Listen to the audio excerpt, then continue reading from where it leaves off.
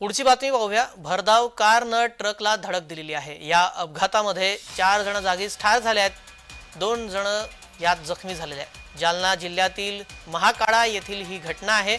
जखमींवर संभाजीनगरमधील रुग्णालयात उपचार करण्यात येत आहेत।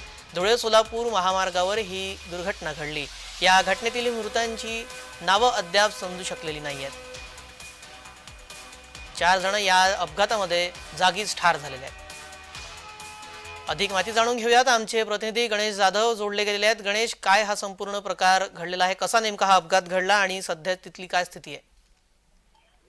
नूतन वर्षाच्या पहिल्या दिवशी जे आहे या ठिकाणी या कुटुंबाचा अपघात झालेला आहे, त्यांना अत्यंत दुःखाला सामोरे जावं लागत आहे। दुसरी गोष्ट म्हणजे की जालन्यामध्ये जे आहे एक ट्रक जे आहे तो फेल झालेला होता आणि ते भरधाव वेगातील जे कार जे आहे त्याला पाठीमागून धडकल्याने या अपघातात 4 जण जे आहेत ते जागीच ठार झाल्याचं कळते। आणि दुसरी गोष्ट म्हणजे की 2 जण जखमी देखील त्या ठिकाणी झालेले आहेत। महाकाळा येथील ही घटना घडली आहे। धुळे सोलापूर महामार्गावर ही घटना घडली। या ठिकाणी घटनेतील मयताचे नाव मात्र अजूनही देखील समजू शकलेले नाही। मात्र कारमधील सर्वजण हे देवदर्शन करून छत्रपती संभाजीनगरकडे जात असल्याची प्राथमिक माहिती समोर आलेली आहे आणि पोलिसांनी घटनास्थळी जाऊन मदत कार्य करत वाहतूक सुरळीत देखील केलेली आहे।